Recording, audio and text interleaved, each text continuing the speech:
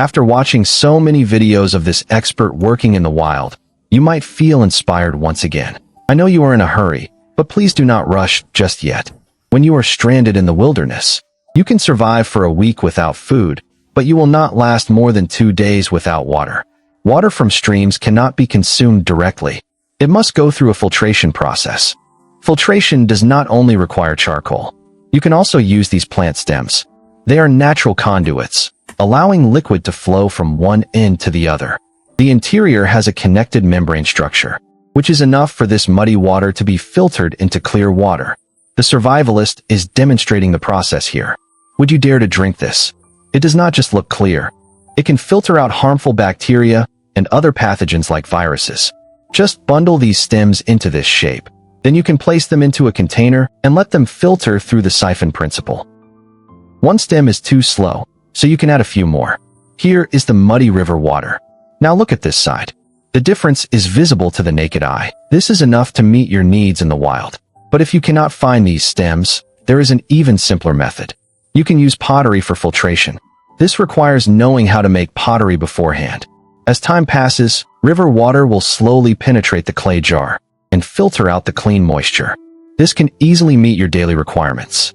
But what if you have a difficult start, like in this desert? You would struggle to survive even 1 day without water. At this point, you must rely on the plants in the desert. Their stems often contain a bit of moisture. The best option is this desert plant here. But do not drink it directly.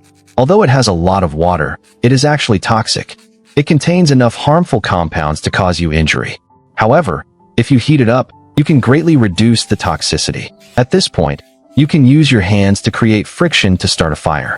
I believe after watching so many survival videos, starting a fire in the wild will not be difficult for you.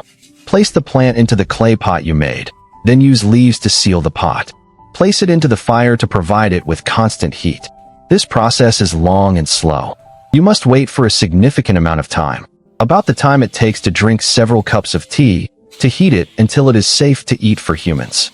After it cools down, you can use your hands to squeeze out the juice. Its water content is very high, but few would dare to drink it.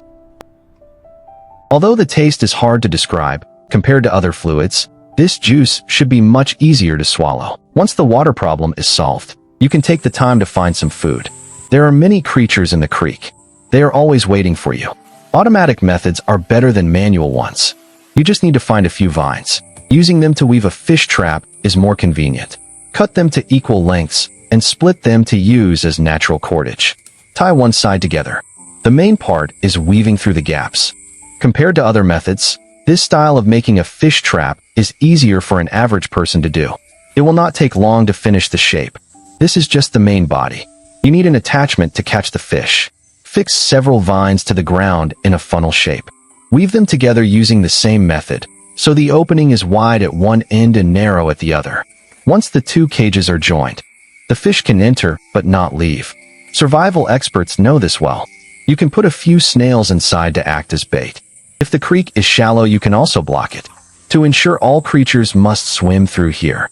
As long as the river is alive, you do not need to worry about food.